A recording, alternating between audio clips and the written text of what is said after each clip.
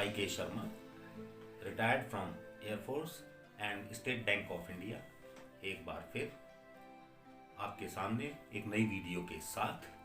और वीडियो का विषय है उन्नाव रेप केस। अपनी चर्चा शुरू करने से पहले मैं आपको आरोपी और पीड़िता के विषय में कुछ जानकारी दे दूं। आरोपी कुलदीप सिंह सेंगर एक बार बीएसपी, 2 बार समाजवादी पार्टी और finally BJP, Bharatiya Janata party से विधायक हैं। उनके ऊपर पीड़िता ने आरोप लगाया कि 4 जून 2017 को उन्होंने अपने बंगले पर पीड़िता को बुलाया नौकरी के लिए और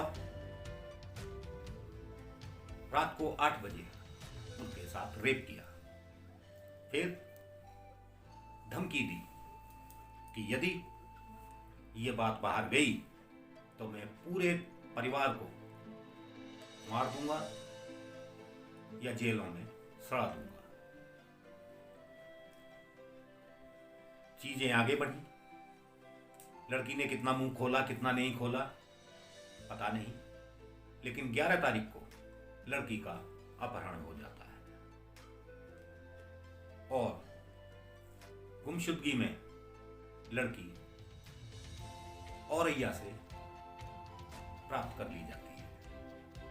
पुलिस पूछताछ में लड़की ने बताया कि 4 तारीख को मेरा रेप हुआ, 11 तारीख को विधायक जी की करीबी शशि सिंह व उनके छोटे भाई अतुल सिंह सेंगर ने उसका किडनैप किया, उसे कानपुर ले गए, वहां उसके साथ कई लोगों ने गैंगरेप किया और फिर औरैया में उसे बेच दिया, जहां से वो प्राप्त हुई थी। जाहिर है पीड़िता के पिता ने पुलिस एफआईआर कराई, केस दर्ज कराया, चीजें आगे बढ़ने लगी। जब यह केस दर्ज हो गया तो जाहिर है केस की तारीखें भी पड़ेंगी। इसी रेप केस की तारीखें अटेंड करने के लिए पीड़िता का पिता अपने घर आता है। 3 अप्रैल को विधायक महोदय के भाई व उनके कुछ साथीगण पीड़िता के घर पहुंचते हैं, उसके पिता को घर से बाहर खदेड़ते हैं, पेड़ से बांधते हैं और उसकी पिटाई करते हैं, जैसा उसने आरोप लगाया है। लेकिन विधायक महोदय के भाई ने 4 अप्रैल को एफआईआर की कि उनके ऊपर जानलेवा हमला हुआ है। पुलिस आनन फानन में अपनी कार्रवाई करती है और 5 तारीख को पीड़िता के पिता को गिरफ्तार कर लेती है। गिरफ्तार करने के बाद उसका मेडिकल कराया जाता है और मेडिकल करा के उनको जेल में शिफ्ट कर दिया जाता है। पीड़िता व्यथित, दुखी, सहमी, डरी हुई, यही हाल उसके परिवार का था। इन हालात में पीड़िता 8 अप्रैल को मुख्यमंत्री आवास पर पहुंचकर मिलने की गुहार लगाती है। ना मिल पाने की स्थिति में वो आग लगाकर आत्मदाह करने की कोशिश करती है। मामला मीडिया की निगाह में आता है, मामला हाईलाइट हो जाता है। लेकिन इसी बीच 9 अप्रैल को उनके पिता, पीड़िता के पिता की तबीयत जेल में बिगड़ती है। उन्हें हॉस्पिटल शिफ्ट किया जाता है, जहां उनकी मौत हो जाती है।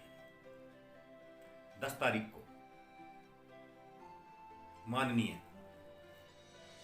विधायक जी के ऊपर पॉक्सो एक्ट के तहत मामला दर्ज कर लिया जाता है और उनके भाई को गिरफ्तार कर लिया जाता है हत्या के आरोप में। 11 तारीख अप्रैल की एसआईटी अपनी रिपोर्ट माननीय मुख्यमंत्री को सौंपती है। 12 तारीख को हाई कोर्ट ये मामला सीबीआई को सौंप देती है और 13 तारीख को विधायक महोदय को गिरफ्तार कर लिया जाता है। गिरफ्तारी के बाद डीजीपी पुलिस, यूपी पुलिस और प्रमुख सचिव प्रेस कॉन्फ्रेंस करते हैं, जिसके अनुसार वो कहते हैं कि माननीय विधायक जी आरोपित थे, अपराधी सिद्ध नहीं हुए थे, तो उन्हें गिरफ्तार कैसे किया जा सकता था। जिस आदमी के ऊपर पॉक्सो एक्ट लगा हो, यानी 18 वर्ष से कम आयु की बच्ची के साथ रेप या रेप की कोशिश, वो माननीय हो सकता है क्या? बड़ी अजीब चीज है। और यदि इस स्तर के अधिकारी आरोपी को इतना सम्मान देंगे तो किसी पुलिस अधिकारी या कर्मचारी की हिम्मत उनके ऊपर हाथ डालने की कभी हो सकती है क्या? ये सोचने की बात है। यदि मामला हाईलाइट ना होता तो शायद पीड़िता पता नहीं कितने कष्टों से पीड़िता व उसके परिवार को गुजरना पड़ता है। विधायक महोदय गिरफ्तार हो गए, भाई भी गिरफ्तार, केस आगे बढ़ना शुरू हुआ। लेकिन इस दौरान पीड़िता व उसके परिवार ने 35 शिकायतें पुलिस में की। पीड़िता के चाचा ने 107 बार सीएमओ,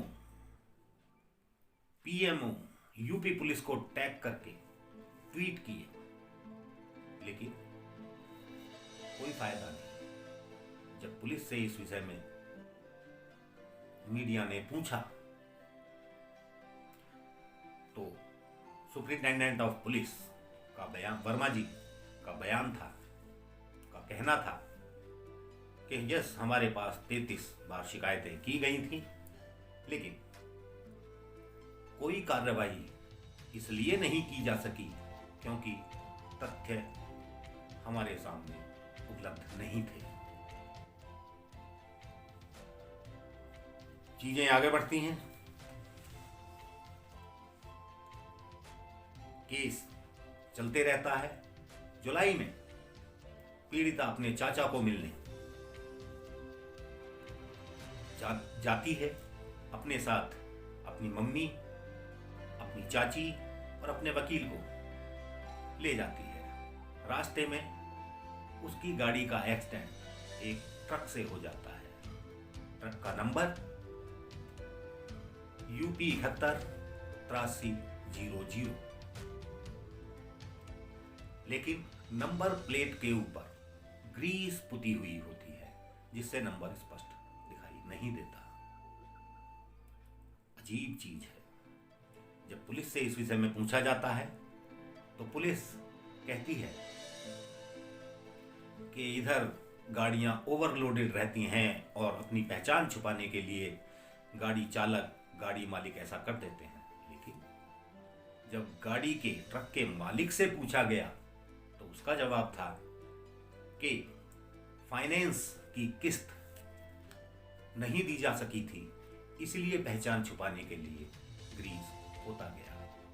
पता नहीं, शायद एक्सीडेंट करने के लिए या एक्सीडेंट करने के बाद बच निकलने के लिए, ट्रक की पहचान छुपाने के लिए ऐसा किया गया, भगवान जानता है। चीजें आगे बढ़ती हैं और उस एक्सीडेंट में पीड़िता की माता और उसकी चाची का देहांत हो जाता है और खुद पीड़िता व उनका वकील घायल हो जाता है। लेकिन दुर्घटना के समय कोई पुलिसकर्मी, कोई प्रोटेक्शन पीड़िता के साथ नहीं थी। जब पुलिस से इस विषय में पूछा गया तो पुलिस ने बताया कि उन्नाव पुलिस ने 10 पुलिसकर्मी उस परिवार की सुरक्षा में लगा रखे हैं, जिनमें 2 महिला पुलिसकर्मी व 1 पुरुष पुलिसकर्मी पीड़िता के साथ रहता है। लेकिन पीड़िता ने खुद मना किया कि कार में जगह नहीं है, इसलिए उन्हें नहीं ले जाया गया। हालांकि उन्हें निलंबित कर दिया गया है। तो घटना इस तरह से आगे बढ़ती है। खैर, हम और आगे चलते हैं। जनरल इलेक्शन 2019 में विजय के बाद बीजेपी सांसद साक्षी महाराज विधायक महोदय से जेल में मिलकर उन्हें धन्यवाद देने जाते हैं। यानी जेल के अंदर रहते हुए भी विधायक महोदय इतने शक्तिशाली थे कि वो किसी सदस्य को सांसदी दिला सकते थे। शायद वो इतने ताकतवर भी थे कि पंचायत चुनाव के लिए उनकी पत्नी संगीता सेंगर को बीजेपी टिकट देती है। ये पूरे घटनाक्रम को देखकर मुझे हिंदी की एक फिल्म याद आती है, दामिनी, जिसमें पीड़िता को कितने संकटों से गुजरना पड़ा था। उसे शायद न्याय उसकी मौत के बाद मिला था। हालांकि यहां इस केस में विधायक महोदय को आजीवन कारावास की सजा रेप केस में सुनाई जा चुकी है और 10 वर्ष की सजा हत्या की कोशिश, उस षड्यंत्र में शामिल होने आदि के लिए सुनाई जा चुकी है। लेकिन क्या ये न्याय है? क्या पीड़िता को न्याय मिल गया है? जब पीड़िता ने सुप्रीम कोर्ट के चीफ जस्टिस को एक पत्र लिखा, तो वो पत्र कहां गया? जब पीड़िता इसका खुलासा करती है, सीबीआई अपनी रिपोर्ट दाखिल करती है सुप्रीम कोर्ट में, तब सीजेआई रंजन गोगोई बहुत खफा होते हैं। अपनी सुनवाई के दौरान वो उस पत्र का भी हवाला देते हैं और उस पर भी सुनवाई करते हैं। तो चीजें किस तरह से, किस तरफ, कैसे जाती हैं, आम आदमी के लिए ये समझना मुश्किल नहीं है कि राजनेता कितने शक्तिशाली, कितने प्रभावी हो जाते हैं और किस तरह से जानवर की तरह का व्यवहार वो कर सकते हैं आम जनता के साथ। सोचिएगा जरूर।